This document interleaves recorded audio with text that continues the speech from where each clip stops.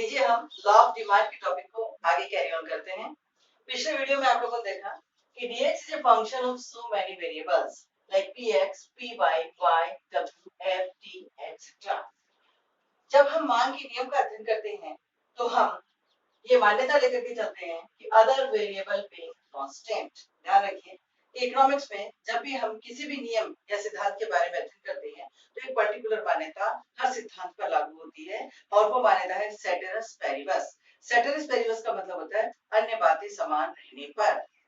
अन्य बातें समान रहने का मतलब कि पी वाई में कोई अंतर ना हो, वाई डब्ल्यू एफ टी इनमें किसी प्रकार का कोई परिवर्तन नहीं होगा। परिवर्तन केवल x वस्तु की कीमत में होगा, तभी मांग का नियम लागू होता है। तो dx is a function of px, अर्थात x वस्तु की मांग x वस्तु की कीमत पर निर्भर करती है। अब इन दोनों के बीच में किस तरह का संबंध होता है, कैसी रिलेशनशिप है इन दोनों के बीच में? So according to law of demand there are negative relationship between price and demand. Whether price increase, then demand will definitely decrease, or whether price decrease, then definitely demand will be increase. अर्थात मांग के नियम के अनुसार जब किसी वस्तु की कीमत में कमी होती है तो उस वस्तु की मांग में वृद्धि हो जाती है, और जब वस्तु की कीमत में वृद्धि होती है तो उस वस्तु की मांग में निश्चित रूप से कमी हो जाती है। अब यहाँ पर ध्यान देने वाली बात है कि हमारे पास में दो वेरिएबल्स हैं, एक वेरिएबल है dx और दूसरा वेरिएबल है px। इन दोनों वेरिएबल्स में से एक वेरिएबल डिपेंडेंट वेरिएबल है और दूसरा वेरिएबल इंडिपेंडेंट वेरिएबल है। पहले तो आप ये समझिए कि डिपेंडेंट और इंडिपेंडेंट वेरिएबल क्या होता है, अर्थात स्वतंत्र और आश्रित चर किसे कहते हैं। पहले हम स्वतंत्र चर की बात करते हैं।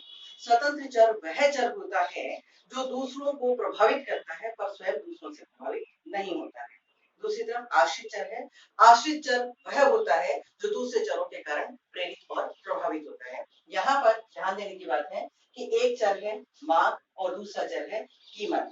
यहाँ जब हम मांग के नियम का अध्ययन करते हैं तो हम कहते हैं कि dx is a function of px, that means x वस्तु की मांग x वस्तु की कीमत पर निर्भर करती है। इसका मतलब कि dx यानी डिमांड जो है वह डिपेंडेंट वेरिएबल है, इट डिपेंड्स अपॉन प्राइस।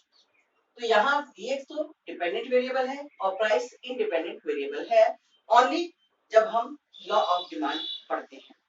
ध्यान देने की बात है, हमेशा ऐसा हो ये जरूरी नहीं है, इसका विपरीत भी हो सकता है। इसका मतलब ये है कि यहाँ इस मांग के नियम में जैसे मैंने आपको भी बताया कि D डिपेंडेंट है और P इंडिपेंडेंट है, लेकिन यदि हम मांग के नियम के बाहर जाकर के देखें तो ऐसा भी होता है कि मांग भी कीमत को प्रभावित कर सकती है। परंतु जिस समय हम मांग के नियम का अध्ययन करते हैं उस समय हमें ये ध्यान रखना है कि मांग जो है वह एक आश्रित चर है और उस वस्तु की कीमत जो है वह एक स्वतंत्र चर है। दोबारा ध्यान से सुनिए लॉ ऑफ डिमांड को कि there are negative relationship between demand and price, अर्थात मांग और कीमत के मध्य विपरीत संबंध पाया जाता है। जब x वस्तु की कीमत में वृद्धि होती है तो x वस्तु की मांग में कमी होती है, और जब x वस्तु की कीमत में कमी होती है तो x वस्तु की मांग में वृद्धि होती है। लीजिए अब इस चीज को हम एक टेबल की सहायता से समझते हैं। मैं आपके सामने एक तालिका का निर्माण करने जा रही हूँ। इसमें हम एक तरफ तो px यानी x वस्तु की कीमत को लेंगे और दूसरी तरफ हम x वस्तु की मांग को लेंगे। ध्यान दीजिए कि आप किताबों में जो उदाहरण पढ़ते हैं आपको उसको रटने की बिल्कुल भी आवश्यकता नहीं है।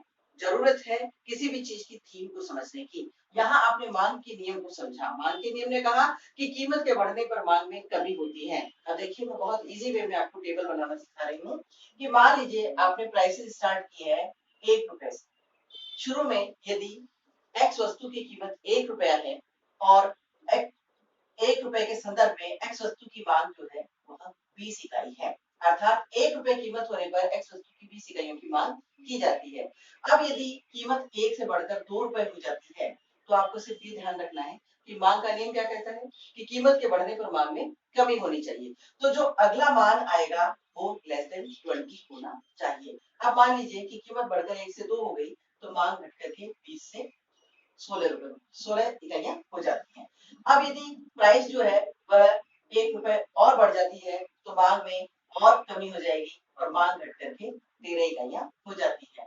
अगर कीमत और बढ़ जाती है तो मांग में और कमी हो जाती है। इस तरह से आप देखते हैं कि यदि एक्स वस्तु की कीमत में लगातार वृद्धि होती है तो एक्स वस्तु की मांग में लगातार कमी होती भी आपको यहाँ टेबल में दिखाई दे रही है। अब हम इस टेबल की सहायता से मांग वक्र का निरूपण करते हैं। मैं आपके सामने लॉ ऑफ डिमांड को स्पष्ट करने के लिए अब एक वक्र की सहायता से इसे हम आगे बढ़ाते हैं।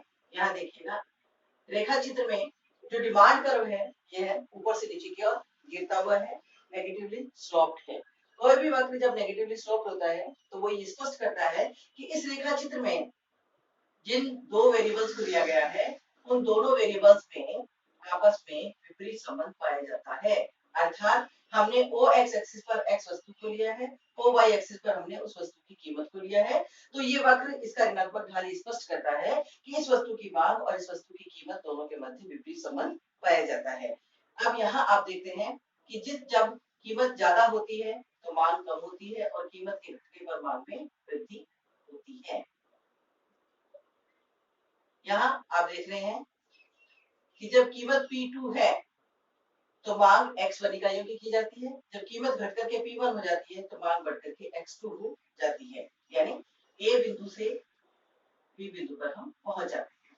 ये जो डिमांड कर्व है, ये डिमांड कर्व हमें कई बार इस रूप में भी प्राप्त होता है। मैं कई बार विद्यार्थियों से पूछती हूँ कि इन दोनों में से कौन सा डिमांड कर्व सही है, तो ज्यादातर स्टूडेंट जवाब देते हैं ये सही है, ये गलत है। ये गलत नहीं है, ये दोनों वक्र सही हैं। इन दोनों में जो डिफरेंस है वो डिफरेंस यही है कि ये वक्रीय है और ये लीनियर है, ये रैखिक है। मांग वक्र रैखिक कब होता है? मांग वक्र रैखिक तब होता है जब दो वेरिएबल्स में जो रेट ऑफ चेंज है वह इक्वल रहती है, यानी हर स्तर पर परिवर्तन की दर जब समान रहती है तो बनने वाला रेखा चित्र एक सीधी रेखा के रूप में होता है। लेकिन जब इस दर में परिवर्तन होता है, यहाँ पर आप देखेंगे कि डिमांड कर्व जो है इसकी जो शेप है ये रेक्टेंगुलर हाइपरबोला की जैसी है। इस वक्र को आप पिछले कई वीडियोस में देख चुके हैं। वक्र वही है लेकिन इसका नाम हर जगह परिवर्तित होता चला जाता है।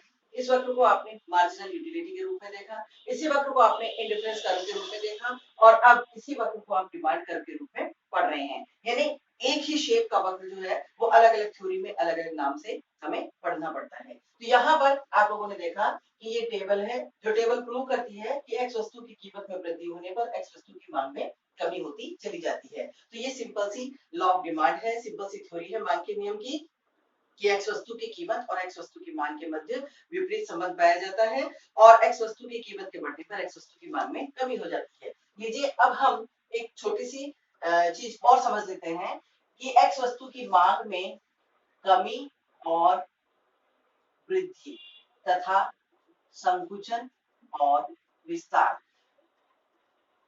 अब यहाँ देखिए कि साधारण शब्दों में अगर हम बात करें, किसी नॉन इकोनॉमिक्स स्टूडेंट से हम अगर पूछें तो संकुचन और कमी वो एक ही चीज को बताएगा या कहीं विस्तार और वृद्धि एक ही चीज के बारे में कहेगा। लेकिन हम समझते हैं कि संकुचन और कमी में क्या अंतर है। जैसा आपने अभी डिमांड फंक्शन को पढ़ते समय पर देखा कि dx is a function of so many variables, अर्थात x वस्तु की मांग बहुत सारे चरों पर निर्भर करती है। लेकिन जब हम मांग का नियम पढ़ते हैं तो हम अदर वेरिएबल बीइंग कांस्टेंट कर देते हैं, यानी अन्य बातें समान रहने पर या कहीं कि अन्य चर यथावत रहने पर परिवर्तन केवल x वस्तु की कीमत में होगा। जब केवल x वस्तु की कीमत में परिवर्तन होता है तो हमें ये वक्र इस प्रकार से प्राप्त होता है। डी वक्र पर यहाँ P1, P2, X1 and X2 ये पॉइंट्स हमने लिए हैं। यहाँ पर आप देख रहे हैं कि ये A और ये B। जब A से B बिंदु पर पहुंचा जाता है तो यहाँ पर आपको दिखाई दे रहा है कि X वस्तु की कीमत में परिवर्तन हो रहा है। X वस्तु की कीमत में परिवर्तन होने पर X वस्तु की मांग में वृद्धि हो रही है। यहाँ A से B पर आने पर X वस्तु की कीमत में कमी हो रही है और X वस्तु की मांग में वृद्धि हो रही है। यदि B से A बिंदु पर जाया जाता है तो हम कह सकते हैं कि X वस्तु की कीमत के बढ़ने पर X वस्तु की मांग में कमी हो रही है। मैं एक और रेखा चित्र आपके सामने ड्रॉ कर रही हूँ। यहाँ पर हम एक साथ दो मांग वक्रों का निरूपण करते हैं। अब यहाँ देखिएगा आप, इस रेखा चित्र में मांग में परिवर्तन हो रहा है परंतु कीमत में कोई परिवर्तन नहीं हो रहा है। यहाँ ये ए बिंदु है और ये बी बिंदु है। ए बिंदु से बी बिंदु तक का चलन और बी से ए तक का चलन। यहाँ देखिए कि x वस्तु की कीमत में कोई परिवर्तन नहीं होता है, लेकिन यदि अन्य चरों में परिवर्तन हो जाए, अन्य चर कौन से, जैसे y वस्तु की कीमत बदल जाए, आय का स्तर बदल जाए, संपत्ति की मात्रा में परिवर्तन हो जाए, फैशन में परिवर्तन हो जाए, अगर किसी अन्य चर में कोई परिवर्तन होता है और ऐसा होने पर x वस्तु की मांग जब परिवर्तित होती है तो ये स्थिति x वस्तु की मांग में कमी और वृद्धि की स्थिति कहलाती है। यानी इस रेखा चित्र में ए बिंदु से बी बिंदु पर यदि पहुंचा जाता है तो ये स्थिति मांग में वृद्धि को बताती है, और यदि बी से ए पर यानी उल्टा चलते हैं और बी से हम ए बिंदु पर जाते हैं तो ये स्थिति मांग में कमी की स्थिति होती है। जबकि इसके पहले हमने जो रेखा चित्र बनाया था उसमें आपने देखा कि अदर वेरिएबल बीइंग कांस्टेंट, अन्य चरों में कोई परिवर्तन नहीं होता है, परिवर्तन केवल x वस्तु की कीमत में हो रहा है, और x वस्तु की कीमत में परिवर्तन होने पर जब ए बिंदु से बी बिंदु पर गमन होता है तो x वस्तु की जो मात्रा बढ़ रही है ये x वस्तु की मांग में विस्तार कहलाता है।